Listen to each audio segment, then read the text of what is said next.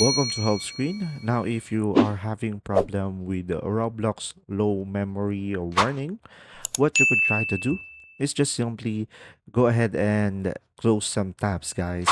So some tabs opening in the background will eat up memory. So you have to close them in order for you to fix the issue. If it doesn't fix it, guys, you could just simply go ahead and delete some applications or delete some videos in your phone to have a free space. So this warning is pretty much telling you that your phone, guys, have not enough storage. So another option that you have is just simply go to a game, and now here select the gear icon in the top left corner.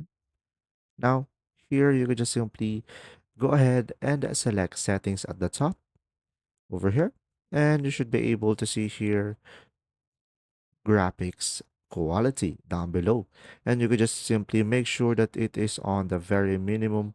So just simply first go to graphics mode and turn it into manual. As you can see, you should be able to adjust the graphics quality and make sure to lower it down.